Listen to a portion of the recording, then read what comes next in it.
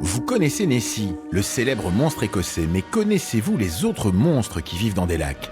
Il y en aurait plus de 200 dans le monde, comme Ogopogo, le serpent marin qui hante les eaux du lac Okanagan au Canada. Vous avez certainement entendu parler du Yéti, mais connaissez-vous l'Almasti, le Yeren ou encore le Barmanou, ces hommes sauvages inconnus qui existeraient dans le Caucase, en Chine ou dans les régions montagneuses du Pakistan ? Et savez-vous que le Mokele Mbembe est peut-être un dinosaure relique qui survit dans les forêts inexplorées en Centrafrique ? Si vous pensez que toutes les espèces animales ont été découvertes sur notre planète, vous risquez d'être surpris. Et si vous n'avez pas peur de vous confronter aux monstres de légende qui recèlent peut-être un fond de vérité, alors bienvenue dans le monde extraordinaire de la cryptozoologie. Du monstre du Loch Ness au Yéti, sur la piste des créatures mystérieuses. Une série réalisée par Frankistas et Bawandine. Papa, c'en est un si ça se trouve. Un quoi ? Un Bigfoot. Un Bigfoot. Sacré bon Dieu. Oh pardon papa. Non, ça va pour cette fois. Je cherchais justement ce qu'on pouvait dire. 7e épisode, sur la piste du Bigfoot au Grand-Pied. Avec dans les rôles principaux, Benoît Grison, biologiste spécialiste de la cryptozoologie. On vous décrit un grand singe, gigantesque cette fois-ci, qui ferait dans les 2,50 m, qui laisse des empreintes impressionnantes derrière lui.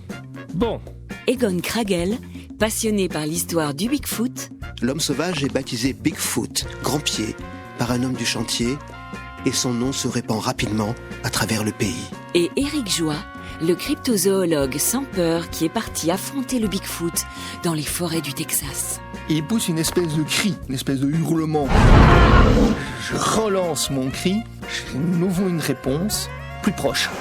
Donc, il venait. On n'est pas resté sur place. On est vite retourné au camp. Il s'amène.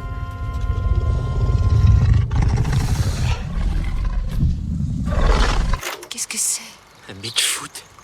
Je vois pas ce que ça pourrait être d'autre. C'est l'affaire du siècle. C'est une découverte capitale. Il faut le ramener avec nous à la maison.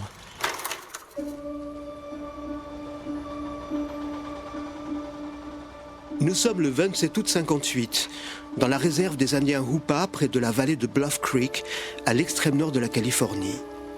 Gerald Crew, qui conduit de gros engins de chantier, fait partie d'une équipe qui creuse une route à travers la forêt locale, une forêt épaisse et quasi inexplorée qui semble abriter bien des mystères. Gérald fait partie de l'église baptiste du coin. C'est un homme croyant, sobre et réputé très honnête. Ce matin-là, il découvre sur le chantier, près de son Caterpillar, d'étonnantes empreintes. Ce sont d'énormes traces de pieds nus, mesurant 40 cm de long sur 17 cm de large. Ce qui frappe Gérald, c'est que ces empreintes paraissent étonnamment humaines. Quelle créature, qui visiblement se promène là durant la nuit, peut laisser de telles traces sur la terre humide ? Certes, les ouvriers sont décontenancés, certains pensent même qu'il s'agit là d'une mauvaise blague, mais on finit par passer à autre chose. Les hommes savent qu'une longue journée de labeur les attend. Un mois plus tard, coup de théâtre. Les mêmes empreintes réapparaissent. Cette fois, les ouvriers s'interrogent, perplexes. Ils discutent entre eux, et aucun ne semble avoir monté une telle supercherie. Une étrange créature semble effectivement hanter l'orée de la forêt. La femme d'un des hommes, Miss Jessie Bemis, envoie une lettre au quotidien Humboldt Times de la ville d'Eureka. Elle écrit « Une rumeur commence à circuler ici parmi nos ouvriers. Ils soupçonnent la présence dans les bois d'un homme sauvage. Au début, nous avons cru à une blague, mais depuis hier, mon mari est convaincu de l'existence d'une telle créature. Auriez-vous déjà entendu parler d'un tel homme sauvage ?» Le rédacteur en chef, Andrew Ganzoli, décide de publier la lettre et reçoit plusieurs témoignages identiques. L'homme sauvage est baptisé Bigfoot, grand-pied, par un homme du chantier, et son nom se répand rapidement à travers le pays. Gerald Crook, un ami taxidermiste à initier au maniement du plâtre de Paris, va réaliser le 1er octobre 1958 de superbes moulages de ces empreintes. Les photos de ces moulages vont faire la une des magazines. Le Yéti américain vient de naître et rejoint nos bestiaires mystérieux. Il s'appelle désormais Bigfoot.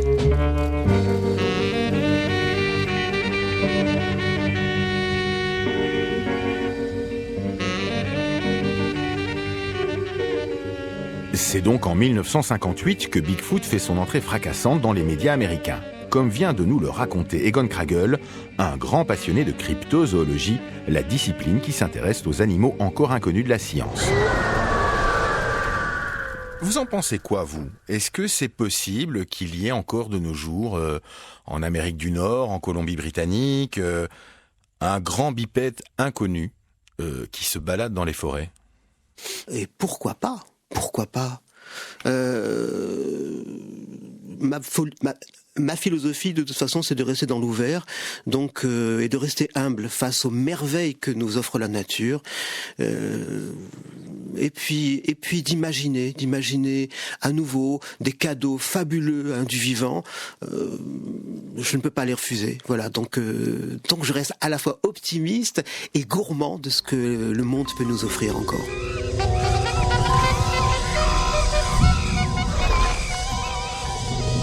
Il faut en effet garder l'esprit grand ouvert pour pouvoir envisager l'existence d'un énorme bipède poilu qui semblerait plus proche de l'homme que du singe dans les forêts des États-Unis et du Canada. Outre-Atlantique, les médias parlent régulièrement du Bigfoot. En terminant, vous savez que les congrès sont généralement des réunions sérieuses où des gens sérieux parlent de choses sérieuses. Tout cela pour dire qu'à Vancouver, un congrès très sérieux se déroule en ce moment pour discuter de l'existence du Sasquatch, l'abominable homme des montagnes de l'Ouest. Ghislaine Bouffard s'y est rendue. Depuis des années, les montagnes de l'Ouest cachent un mystère. En marchant dans ces forêts, des personnes jurent avoir vu une créature moitié homme, moitié animal. Nous sommes au pays du Sasquatch, ou Bigfoot, comme on l'appelle aux États-Unis. Si ce film est authentique, on a affaire à un être qui marche comme un humain, mais qui ressemble à la fois à un ours et à un gorille. Curieusement, on n'a jamais retrouvé de squelette de cette créature. Tout ce qu'on sait nous vient de la description de gens qui disent l'avoir aperçu. C'est suffisant pour maintenir la curiosité. Il y a d'ailleurs des mordus qui se réunissent pour partager leurs connaissances sur le Sasquatch. Existe-t-il, oui ou non, un grand animal inconnu appelé Sasquatch ? Au premier congrès annuel sur le Sasquatch, on se demande s'il existe pour vrai. John Green, qui est sur la piste de cette bête depuis 40 ans, est convaincu que oui, même si tout ce qu'il a vu, ce sont des traces de pieds dont il a fait des empreintes. Quelque chose est bien responsable de ces traces. Alors qu'est-ce que c'est ? Est-ce que vous y croyez ?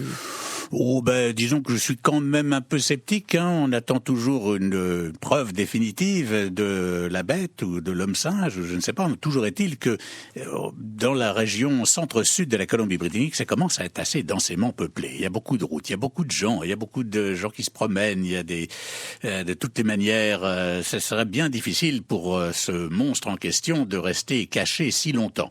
Mais bon, c'est quand même un mythe intéressant ça donne une identité à la région. Disons. Autant le dire tout de suite, l'existence du Sasquatch prête plutôt à sourire et n'est pas du tout acceptée par la communauté scientifique. Enfin, ce n'est pas tout à fait exact. Dans le dossier du Bigfoot, il y a quelque chose qui exaspère les chercheurs qui se penchent sur cette affaire.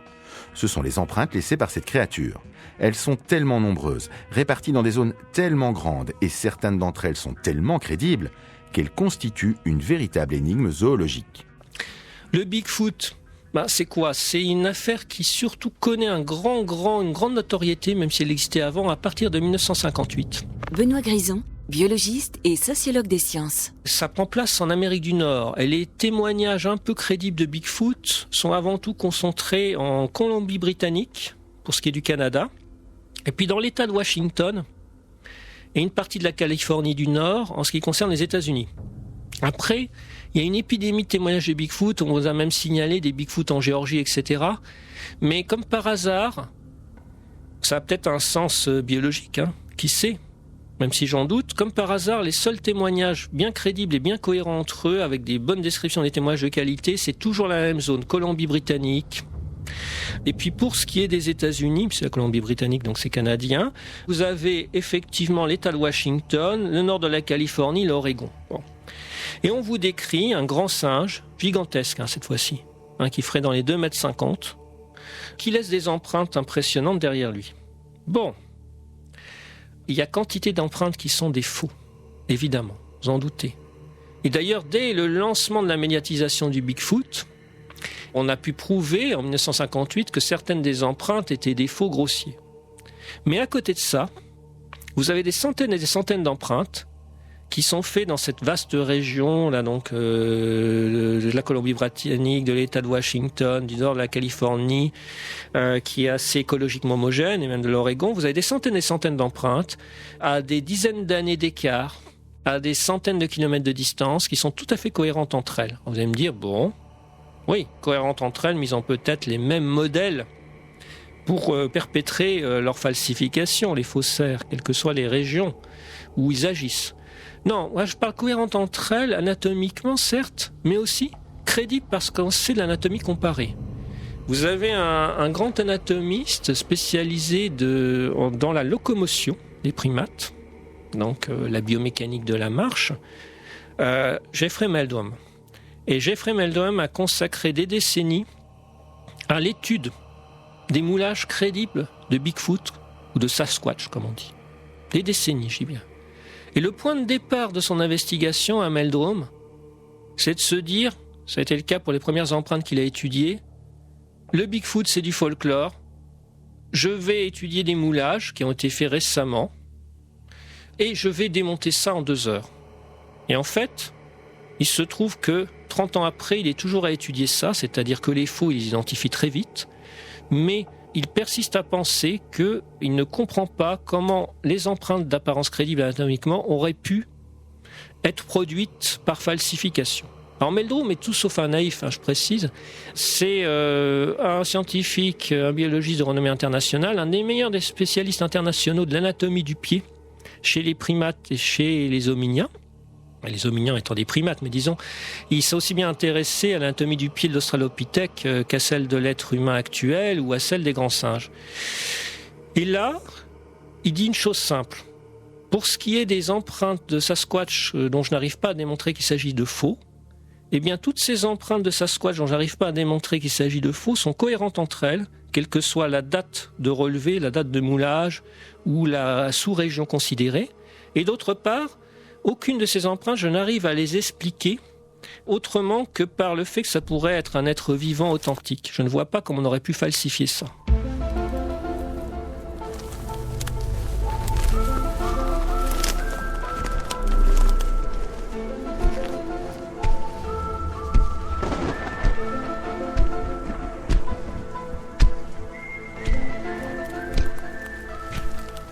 Dans Détour, l'épisode 4 de la saison 5 de la mythique série X-Files, les agents spéciaux du FBI Mulder et Scully vont être confrontés au Bigfoot.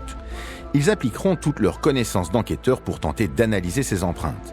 Mais dans la réalité, beaucoup d'empreintes de Bigfoot ont été aussi soumises à des analyses scientifiques et policières très poussées, avec à chaque fois des résultats surprenants.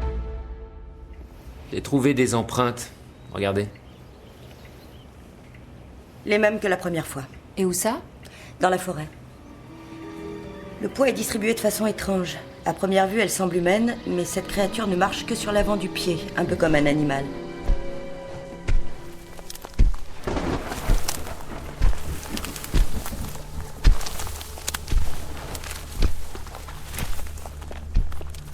Jusqu'à nos jours, il y a des milliers de kilomètres de pistes d'empreintes de Bigfoot, et il y a des scientifiques de haut vol, très renommés, qui prennent certaines de ces empreintes très au sérieux. Oui, parce que notamment, il y avait une série d'empreintes qui montrent un pied qui serait pathologique, et on se dit, mais comment quelqu'un aurait pu avoir cette idée baroque de fabriquer une empreinte de pied qui correspond à un pied pathologique. Éric Buffetot, auteur du livre « À la recherche des animaux mystérieux ». Ça avait beaucoup impressionné certains scientifiques, justement, comme Grover Krantz, qui s'est beaucoup intéressé à ça, qui était un anthropologue tout à fait sérieux par ailleurs. Et c'est vrai que le Bigfoot, en fin de compte, ce sont ces empreintes qui sont vraiment le gros morceau qui est difficile à expliquer. Les témoignages de gens qui disent en avoir vu, Il y en a, bien sûr, mais c'est comme toujours, ce ne sont que des témoignages. Il faut croire que la personne dit la vérité, elle le dit peut-être, ou elle dit ce qu'elle a cru voir, bien sûr.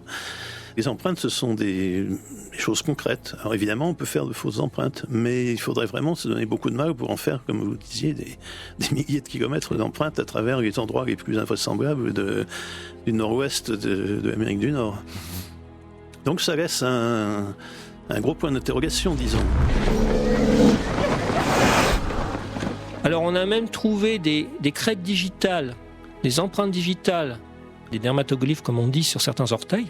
Benoît Grison, biologiste et sociologue des sciences. Sur certains des moulages de prétendues empreintes de Bigfoot. Et alors, actuellement, avec certains polymères, on peut simuler ça sur un moulage. Il y a Emmanuel Janssens-Castiels, qui est un grand taxidermiste franco-belge, qui sait le faire. Sauf que cette technique n'a qu'une vingtaine d'années, maximum. Et avant, elle était inconnue dans le monde des taxidermistes. Or, il y a des empreintes très anciennes, des années 1960, des empreintes supposées du Bigfoot, qui portent des crêtes digitales. Ce qui ne prouve pas, bien sûr, dans l'absolu, que le Bigfoot existe. C'est toute la nuance. Mais le point d'achoppement le plus fort, c'est les empreintes crédibles, qui sont nombreuses, il y en a des centaines et des centaines, et à des époques et à des régions bien différentes, parce que les témoignages, on peut toujours un peu les récuser, même s'il y a beaucoup de témoignages visiblement sincères. Après, les régions où les témoignages crédibles prennent place, elles ne sont pas n'importe quelle région. Pour avoir été dans l'État de Washington à 2 reprises, c'est des régions forestières énormes, où il y a une démographie très faible. Donc il y a une certaine crédibilité écologique. Cependant, le problème qui reste, aussi troublante que soient certaines empreintes, c'est qu'un animal qui serait un grand singe, d'environ 2,50 m de haut, qui se baladerait certes dans des zones très très peu peuplées du Canada, la Colombie-Britannique ou des États-Unis, notamment l'État de Washington, comment se fait-il qu'on ait, après toutes ces décennies, et c'est une affaire qui remonte au début de la conquête de ces territoires-là par les Blancs, comment ça se fait qu'on n'ait jamais eu de cadavre ? Et ce qui faisait dire à un ami et collègue, Richard Greenwell, un zoologiste qui s'intéressait à la cryptozoologie, qui est mort déjà il y a de nombreuses années, un jour il m'a dit, Benoît, comme c'était quelqu'un de sceptique ouvert, il disait, le Bigfoot, je résume les choses comme ça. Quand je regarde les arguments en faveur du Bigfoot, notamment les études d'empreintes de Meldrum, le lundi, le mardi, je suis pour le Bigfoot, son existence biologique réelle. Le mercredi, je m'interroge. Et puis, le reste de la semaine, je deviens franchement très très sceptique quand je vois les contre-arguments. Donc c'est une affaire qui n'est pas tranchée, mais qui est plus troublante qu'on ne le croit à cause de ces empreintes. Bon.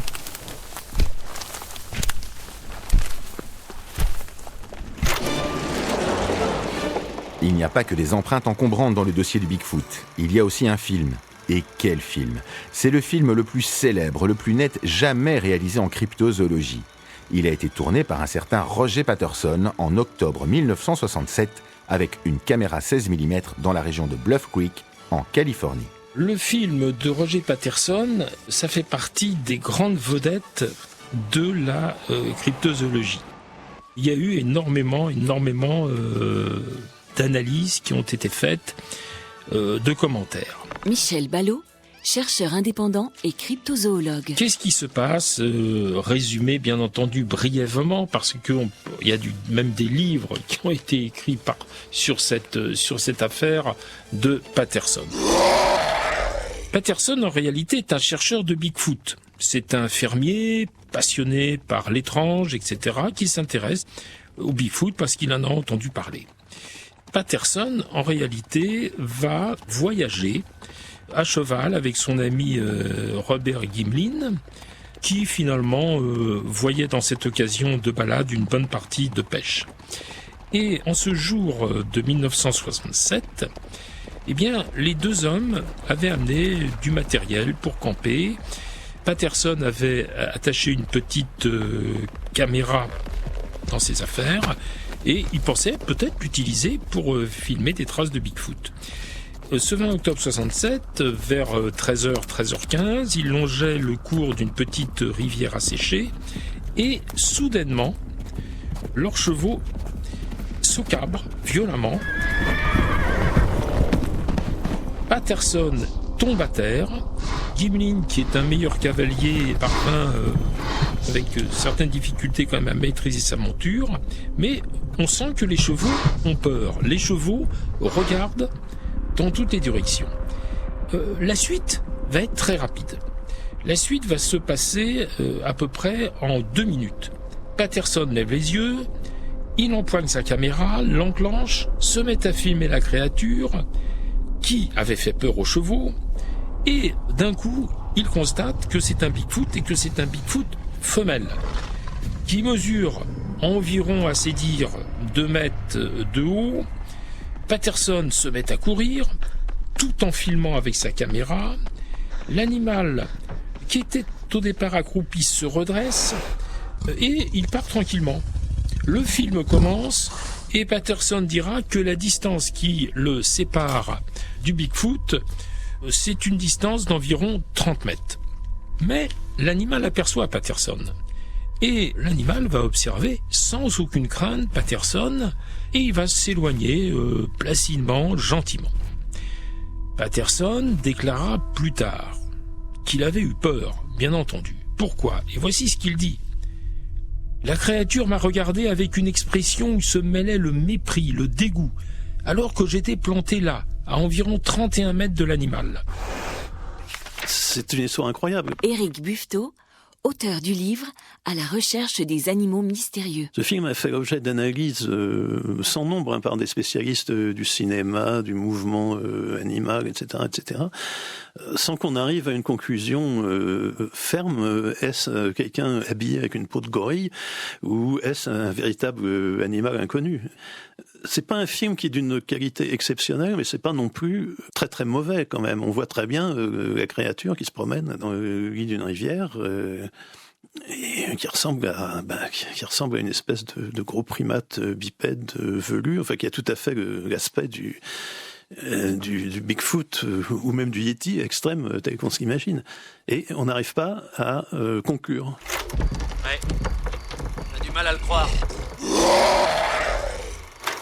Le film dure 53 secondes. Michel Ballot. Et comporte 952 images en couleur.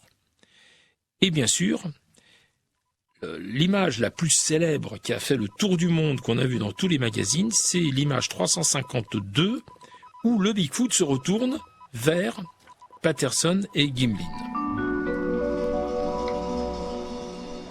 C'est peut-être le film le plus analysé, enfin en tout cas un des films le plus analysés pour trouver une supercherie, mais je veux dire, je ne sais pas si les auditeurs se rendent compte, mais la BBC a fait des reconstitutions, il y a des fanatiques, enfin des grands spécialistes du cinéma qui analysent, on a redigitalisé l'image pour avoir une meilleure...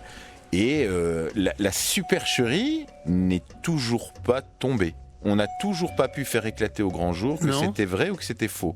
Il reste un doute. Il reste un doute sur ce film. Éric Buffetot. C'est quand même extraordinaire. Hein. Mais si c'est vrai, si ce film est réel, on voit quand même un singe de près de 2 mètres de haut se balader, et qui n'est pas un singe connu. Je veux dire, c'est pas quelqu'un qui a amené un gorille haché dans la nature, hein, ni un chimpanzé. C'est quelque chose qui n'est pas un animal connu de la science. Ça, c'est clair.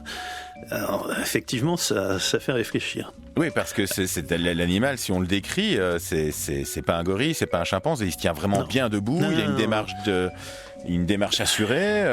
Il a des bras plus longs. Enfin, c'est une tête bizarre. Enfin, on peut trouver le film sans problème sur Internet facilement. Ah oui, on voit partout. Oui. C'est très très. Ouais, c'est un des films les plus célèbres de la cryptozoologie. C'est pas le plus célèbre. Sans aucun doute. Oui, c'est clairement. Oui. Et puis, ça reste un mystère. Oui. Pour annoncer les choses clairement, abattre mes cartes sur la table, personnellement, je ne crois pas à l'authenticité.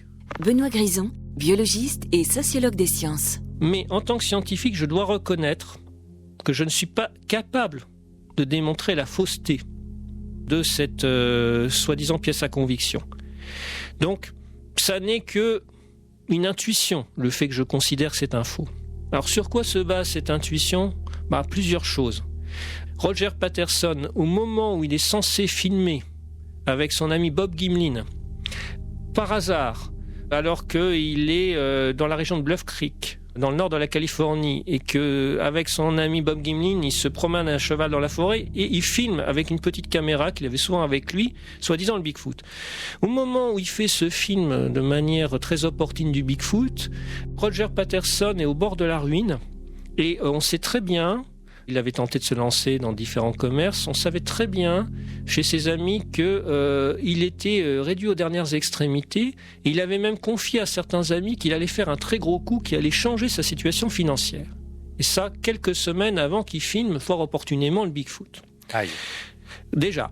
Deuxièmement, ça c'est un fait, parce que beaucoup, même d'amis authentiques qui considèrent toujours, il est décédé maintenant, Roger Patterson, qui considère toujours que c'est un grand ami. Et ils ont rapporté ça. Deuxième chose, on n'a pas l'original du film, c'est embêtant.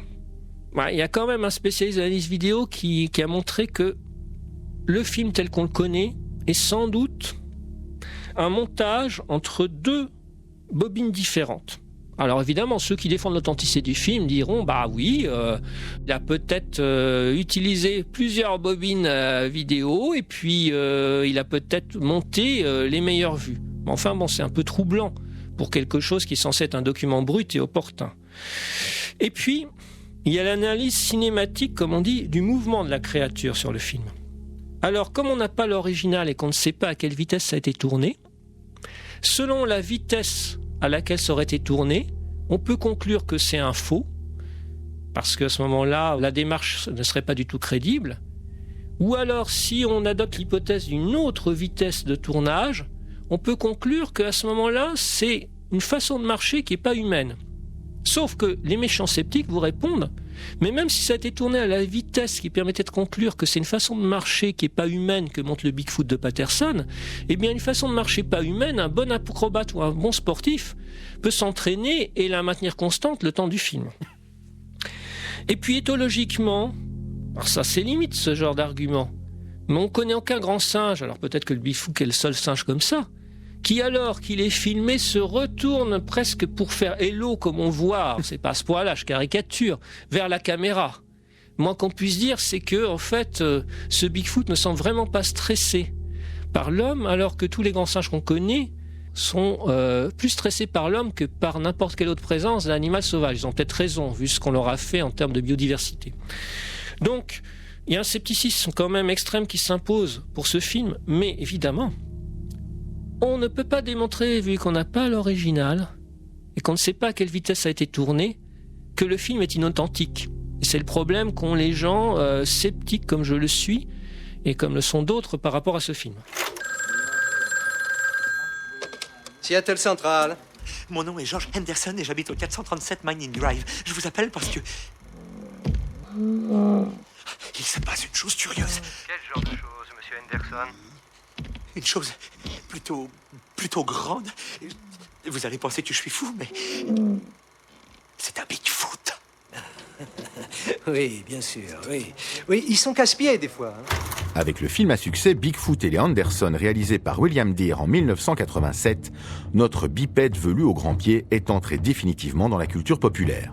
Pourtant, il faisait déjà partie de la vie quotidienne des Indiens il y a bien longtemps. Les premiers témoignages du Bigfoot remontent aux tribus indiennes. Michel Ballot, chercheur indépendant et cryptozoologue. Les Indiens connaissaient cet être bipède, en ont parlé aux premiers colons. Historiquement, on retrouve beaucoup de témoignages de certaines tribus indiennes qui parlent de cet être bipède, mais c'est surtout effectivement dans les années 60 que le Bigfoot a commencé à être connu sous le terme de Bigfoot ou de Sasquatch. On recense aujourd'hui des centaines, voire des milliers d'apparitions de Sasquatch aux États-Unis et au Canada. Et on ne résiste pas à vous faire écouter un autre témoignage historique du Bigfoot trouvé et raconté par Egon Kragel, passionné de cryptozoologie. William Rowe est un chasseur professionnel, donc un observateur précis de la faune sauvage. En 1955, par une journée ensoleillée, alors qu'il explore les environs d'une mine abandonnée sur le mont Mica, en Colombie-Britannique, il aperçoit un bien étrange animal. Il décide de témoigner et accompagne son récit d'une déposition sous serment faite au tribunal d'Edmonton le 26 août 1957. Et voici ce qu'il raconte. Depuis mon plus jeune âge, j'ai toujours observé les comportements et habitudes des bêtes sauvages. Elles me fascinent. Mais j'ai vécu une expérience incroyable, tout près de la petite ville de Tête Jaune Cache, en Colombie-Britannique, à environ 80 km de Jasper. C'était en octobre 1955, il était 3 heures de l'après-midi, je chassais. En débouchant sur une clairière, j'ai aperçu un animal. Sur le coup, j'ai cru que c'était un ours, un grizzly. J'ai pu distinguer une partie de sa tête et l'autre d'une de ses épaules, mais un instant plus tard, lorsqu'il se redressa et s'avança à découvert, là, je vis que ce n'était pas un ours. Ma première impression fut que j'avais affaire à un homme très massif, de 1,80 m de haut, de presque 90 cm de carrure et pesant probablement dans les 130 kilos. Il était couvert de la tête aux pieds de poils bruns foncés à l'extrémité argentée. Les bras de la créature étaient plus épais que ceux d'un homme et plus longs, au point de descendre presque jusqu'aux genoux. Question proportion, ses pieds étaient plus grands que ceux d'un homme, d'une douzaine de centimètres de large à l'avant, puis diminuant sensiblement vers les talons. Quand elle marchait, c'était le talon qui touchait le premier le sol, et je pus voir la peau gris-brun de sa plante des pieds. La créature s'approcha du fourré où j'étais caché, à peine à 5 ou 6 mètres de moi. Ses lèvres s'enroulaient autour des feuilles pendant qu'elle les mangeait. J'étais assez près pour voir que ses dents étaient blanches et régulières. L'arrière de la tête était plus élevé que l'avant, le nez était large et aplati, les lèvres et le menton s'avançaient au-delà du nez. Les poils qui recouvraient la tête ne laissaient nues que les zones autour de la bouche, du nez et des oreilles, donnant à la créature un air autant animal qu'humain. Aucun poil, y compris ceux recouvrant l'arrière de la tête, ne dépassait les 2 ou 3 centimètres, et ceux du visage étaient bien plus courts. Ses oreilles avaient la forme de celles d'un homme, mais ses yeux étaient petits et noirs comme ceux d'un ours. Et son cou n'était pas humain, plus épais, plus court que celui de tous les hommes que j'avais pu voir jusque-là. Je me suis demandé s'il n'y avait pas dans les parages une équipe de cinéma qui était en train de tourner un film et que j'observais là un acteur déguisé, mais je réalisais rapidement qu'il était tout à fait impossible de réaliser un tel spécimen. Finalement, l'être sauvage dut sentir mon odeur. Elle m'aperçut et eut une expression de surprise, si comique que cela me fit sourire. Elle se redressa et repartit rapidement en marchant dans la direction d'où elle était venue. L'espace d'un instant, elle me regarda par-dessus son épaule, pas vraiment effrayée, mais plutôt comme si elle voulait éviter tout contact. Je me suis dit, je vais tirer sur elle. C'est un spécimen rare qui pourrait intéresser les scientifiques du monde entier. Mais j'ai baissé mon arme. La créature s'éloignait rapidement. Elle tourna sa tête une dernière fois pour me regarder. Je l'ai jugée trop humaine pour la tuer. Si j'avais tiré, je ne me le serais jamais pardonné.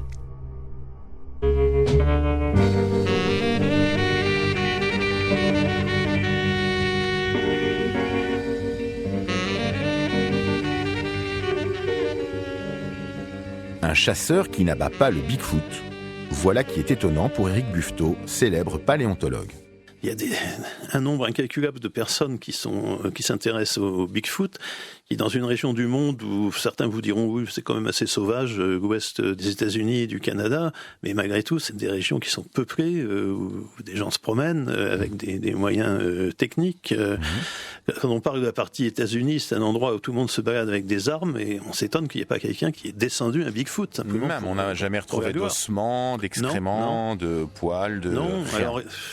Il y a des histoires fumeuses sur des gens qui disent oui, j'en ai tué un et puis pour une raison ou pour une autre, j'ai pas pu récupérer les cadavres. Enfin bon, on peut croire ce qu'on veut évidemment, mais c'est quand même très étrange. Pourtant, les chasseurs de Bigfoot sont devenus très nombreux au fil du temps.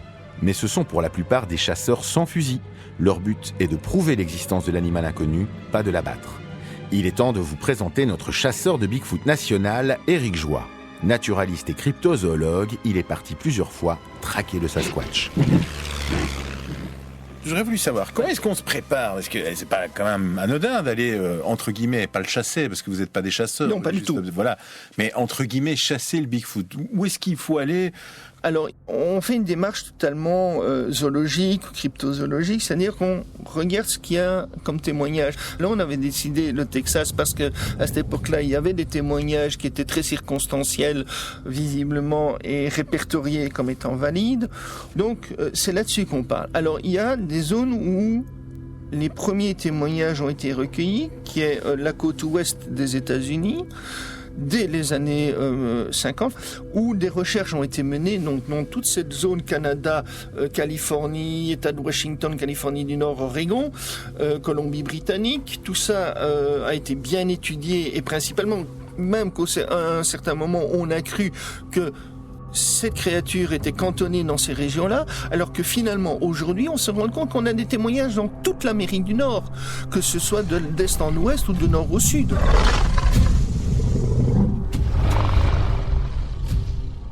Et vous avez pris de l'équipement pour le filmer, le photographier, recueillir des choses, c'est vrai que l'équipement, ce qui me concerne, c'est constitué petit à petit, au fil du temps. Parce que c'est un équipement qui est onéreux. Caméra thermique, ça a été ma dernière acquisition, il y a 2 ans. C'est quand même dans les 2000-2500 € pour une caméra de base. Alors, bien sûr, on peut en avoir à 250 €, 300 €, mais la qualité d'image qu'on aura ne sera pas celle d'une caméra thermique à 2200, par exemple, ou 2500 €. Même chose pour les amplificateurs de lumière. Il faut tourner aussi dans les 1500 €. Alors, chaque année, bien sûr, les prix peuvent baisser un petit peu, mais on tourne toujours dans les 1000-2000 €. On peut acheter un amplificateur de lumière ou un infrarouge à 200 €, mais la qualité sera totalement inférieure. Il y a une pixelisation qui sera beaucoup plus importante, etc., etc. Donc, voilà, il faut aussi s'équiper d'équipements sonores. Un bon enregistreur, c'est toujours bien. Un micro de valeur, ça coûte aussi dans les 200-250 €. On vient vite, moi j'ai fait les calculs, on vient vite finalement à des dépenses qui tournent autour de 10 000 €. Il faut donc faire des économies avant de suivre des pistes d'empreintes mystérieuses dans la forêt. Car chasser le Sasquatch, ça a un prix. Et c'est sans compter le voyage sur place. Il faut en effet se rendre aux États-Unis ou au Canada, puisqu'on n'a aucune chance de trouver un Bigfoot en Belgique. On a réussi finalement à partir en 2005 en se disant quel est l'endroit où les témoignages sont les plus récents. Et il se fait qu'à l'époque, c'était le Texas. Et on décide de partir au Texas en 2005. Nous avions repéré notamment une empreinte de pied, de taille humaine. En 2006, j'avais eu quelque chose de bizarre qui était arrivé. On avait découvert un cadavre de cochon sauvage, d'une laie, donc d'une truie, si on peut dire. On a retrouvé le cadavre d'une grande truie en question. J'ai pris des photos qui étaient à moitié dévorées. Alors on s'est dit, si c'est un animal qui a été chassé par les fermiers, or nous avions été en contact avec des fermiers lors d'une chasse à courre en question, qui étaient passés à travers notre camp, des chiens et des chevaux étaient passés à travers notre camp un matin à 8 h, on avait tous été réveillés, mais qu'est-ce qui se passe, etc. Donc l'explication était là. On ne va pas laisser un cochon de cette taille-là, comme ça, dans la nature. On la recherche, on en fait du boudin par la suite, etc. Donc, qui avait tué cet animal, nous ne savons pas. Au bout de 3 jours, entre guillemets, ça c'est important ce que je vais dire peut-être pour la suite, au bout de 3 jours, il n'y avait plus de traces de l'animal. Hein. Il avait été complètement nettoyé, plus un os, mais plus rien. Une espèce de flaque noirâtre à l'endroit où il était. C'est tout ce qui restait de l'animal.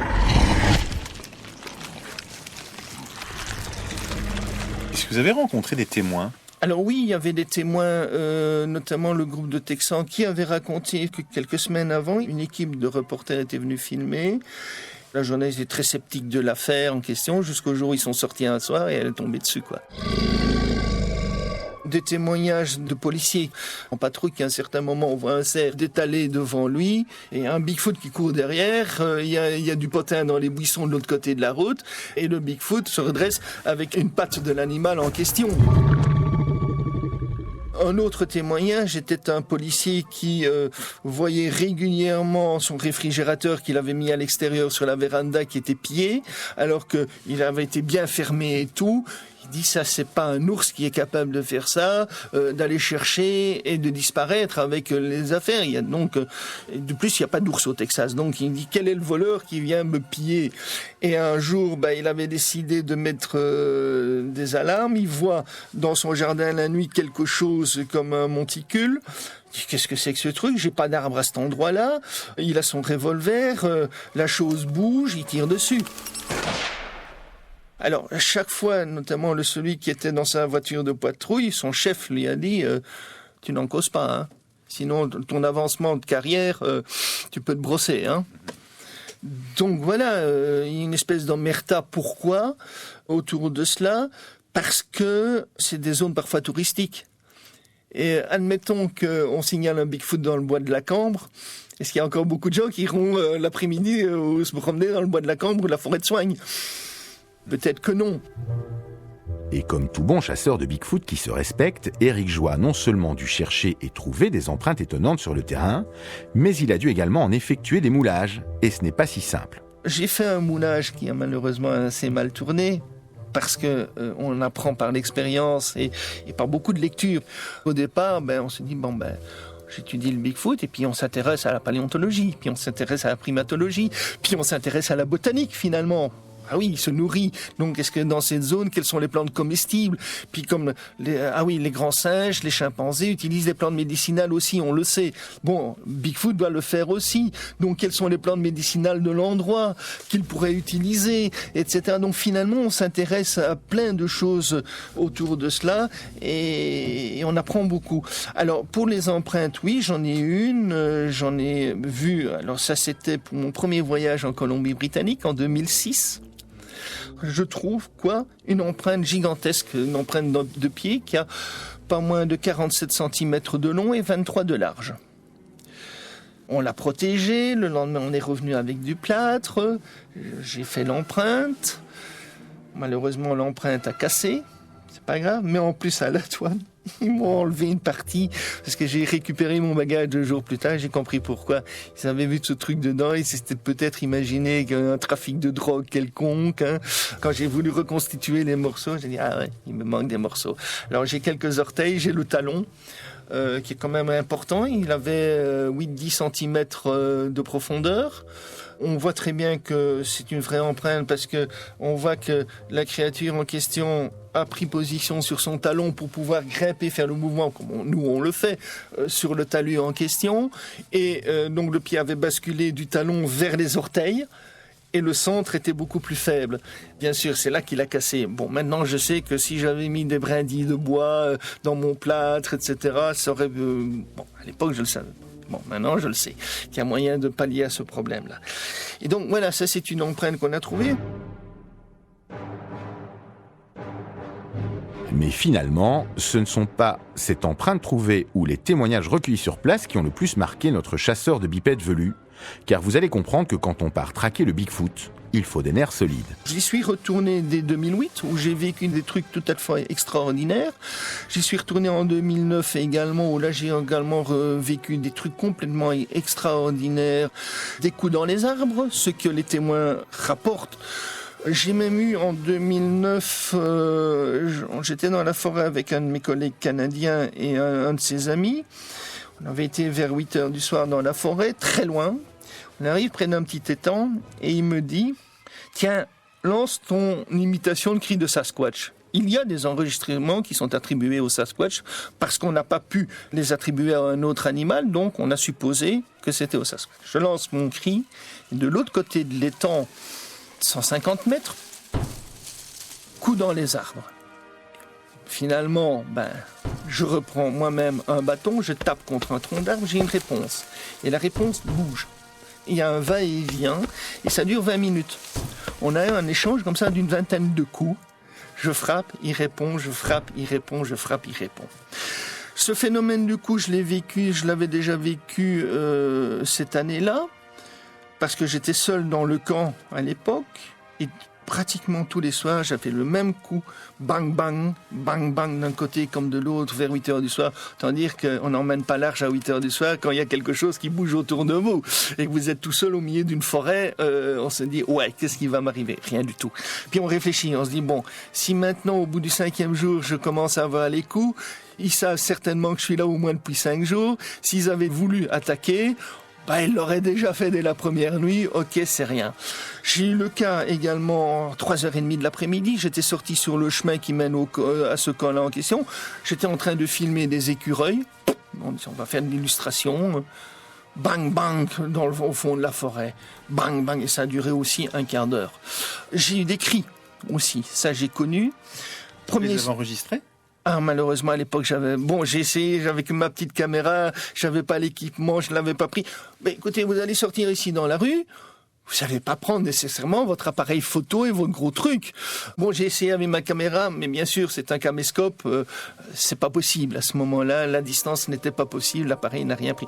Maintenant, je suis mieux équipé, je vais dire. Alors le cri en question, oui, c'était un des premiers soirs. Notre collègue canadien Robert Kennedy, aucun rapport avec le président, ce n'est qu'un homonyme, nous dit allez jusqu'à la colline, et puis il me dit lance ton cri de Sasquatch. Ce que je fais, et j'obtiens de l'autre côté à plusieurs je peux pas évaluer la distance, mais assez loin, mais proche malgré tout, une réponse, une espèce de hurlement. Je relance mon cri. J'ai de nouveau une réponse plus proche. Donc, il venait. On n'est pas resté sur place. On est vite retourné au camp. Il s'amène. Le lendemain, on était en train de discuter à 3 quand on entend dans les buissons vraiment un gros animal autour du camp qui se déplace, mais quelque chose de bruyant, comme vraiment une grosse bête qui bouge. On a braqué nos lampes vers l'endroit et plus rien. Alors vous dites que vous savez imiter le cri du Bigfoot. Je suis obligé de vous demander, ça ressemble à quoi le cri du Bigfoot? Alors, les enregistrements qu'on a sont variables. Non mais vous faites comment pour l'imiter? Avec ma voix. Et donc ça donne quoi? Un truc très aigu. Mais on peut essayer pour voir? Je vais essayer, mais... Bon, ok.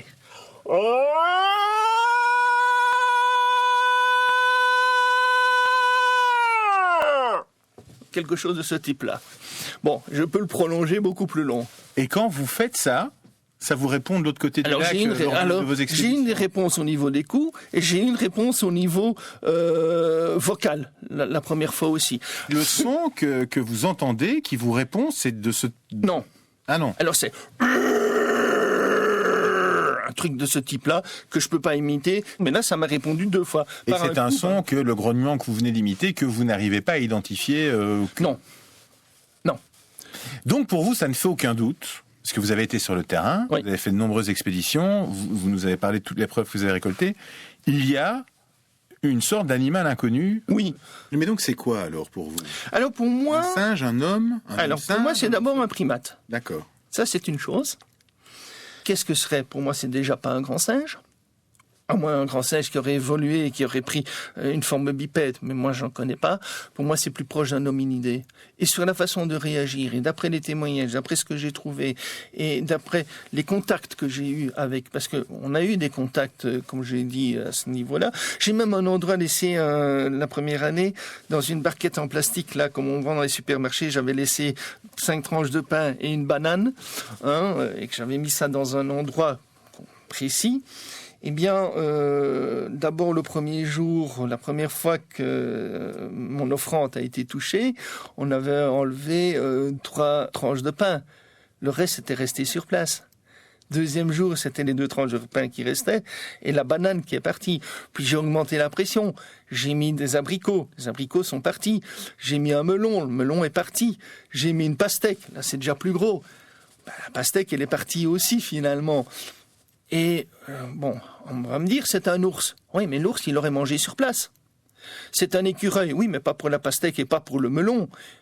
On veut bien qu'il aurait pris les abricots, ça je veux bien, mais pas pour la pastèque ni pour le melon, c'est trop gros pour un écureuil. Surtout un écureuil Douglas qui a la moitié de la taille de nos écureuils déjà, donc ça c'est pas possible. Et en plus la façon dont ça a été fait, on enlève une tranche, on enlève 2 tranches et on ne perturbe pas le reste. Donc il y a quelque chose qui se passe à ce niveau-là.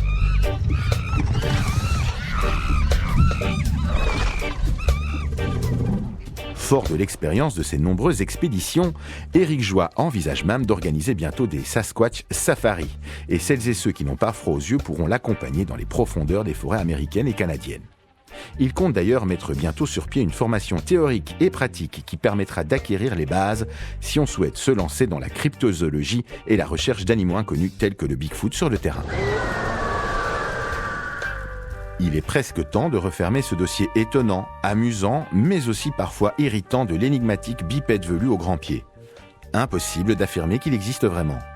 Quant à savoir ce que serait ce fameux Bigfoot, on ne peut que se laisser aller à des suppositions. Le Bigfoot, d'abord ce n'est pas un ours parce qu'il faut procéder par élimination. Michel Ballot, chercheur indépendant et cryptozoologue. C'est un être bipède qui certainement nous provient historiquement et géologiquement d'Asie centrale, qui a remonté complètement le nord de l'Asie et les populations auraient pu passer très certainement par le détroit de Bering et redescendre jusque dans la zone nord de l'Amérique du Nord et le Canada. Il y a quand même une similitude quand même très intéressante entre le Yéti himalayen dont on a parlé et le Bigfoot, c'est-à-dire que morphologiquement, finalement, si on plaçait un Bigfoot dans les massifs himalayens et si on place un Yéti himalayen en Amérique du Nord, finalement, ce serait pratiquement les mêmes êtres. Quant à la taille du Bigfoot, elle serait pas forcément invraisemblable. Benoît Grison, biologiste et sociologue des sciences. Si on suppose que ça soit un type de gigantopithèque, peut-être une espèce différente des différentes espèces de gigantopithèques qu'on connaît dans des temps géologiques récents au Pléistocène, eh bien un tel gigantopithèque aurait pu traverser le détroit de Bering en même temps que d'autres grands mammifères, notamment les ours, au moment où le détroit de Bering était à sec. Mais bon, ça fait beaucoup de si tout ça. Ça fait beaucoup de si effectivement, et chacun est libre de se faire sa propre opinion. Pour conclure cet épisode consacré au Bigfoot, laissons la parole à une dame. Et quelle dame ? Jane Goodall, une des plus grandes spécialistes des primates au monde, qui a passé des dizaines d'années à étudier les chimpanzés. Ce que cette grande scientifique pense du Sasquatch pourrait vous étonner. J'aimerais croire que le Bigfoot existe. J'ai rencontré des personnes qui jurent l'avoir observé, mais ce que je trouve intéressant, c'est qu'il y a des équivalents du Bigfoot sur chaque continent de la planète. Le Sasquatch, le Yéti, le Yowie en Australie, ou les hommes sauvages en Chine, par exemple. J'ai entendu des histoires racontées par différentes personnes et vous savez, vous devez les croire. Donc il y a quelque chose. Je ne sais pas ce que c'est, mais je garde l'esprit ouvert.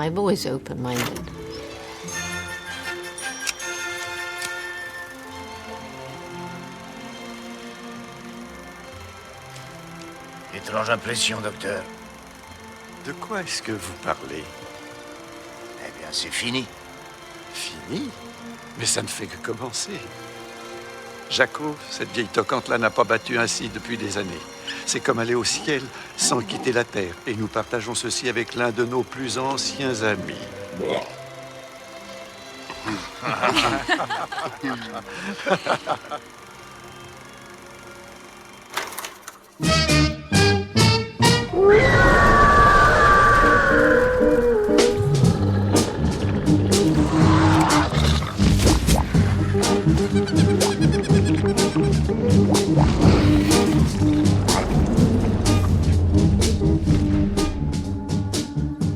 Dans le prochain épisode, nous vous emmenons 20 000 lieues sous les mers pour tenter d'apercevoir dans les fonds marins un monstre avec un œil géant et des bras tentaculaires qui peut atteindre des tailles colossales, l'Architeuthis dux, plus communément appelé le calmar géant, qui dans les légendes faisait chavirer les bateaux. Même aujourd'hui, il y a des doutes malgré les preuves.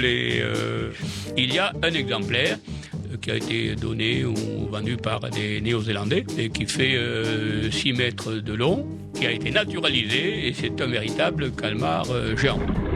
Tous les épisodes de la série consacrée aux créatures mystérieuses sont disponibles sur la page podcast du site lapremière.be ou sur Ovio.